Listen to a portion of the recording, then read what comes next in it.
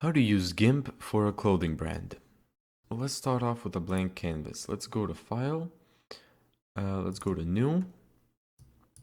And what you want is your width and height to be, for example, let's say 6,000. Let's go OK. You zoom in and out by holding CTRL and using your scroll wheel. Now, what we need now is a blank shirt. So let's go. We can just grab one off the internet. Let's do this one. Let's copy this and just paste it. Now, this shirt is too small for the canvas, so let's hold Shift and S at the same time. And now we can scale this. There you go. Now let's click Scale.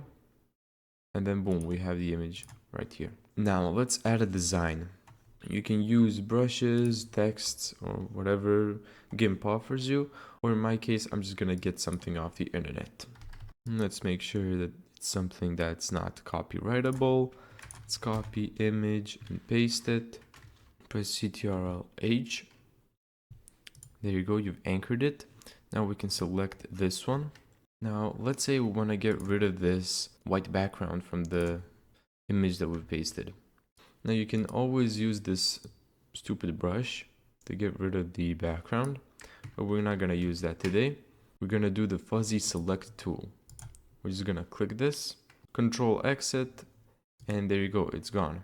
Right click, select, then none, and now you've deselected the image. Now if you keep getting the error there is no selection to transform, simply go here and we can see we've selected the second one. Make sure the first one is selected, and now we're going to be able to do this. Now also make sure that you hold Shift to keep the original resolution. And there you go. Let's go back to the pasted layer and let's remove its background as well.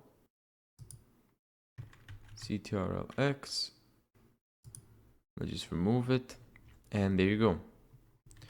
Now let's just select all of this,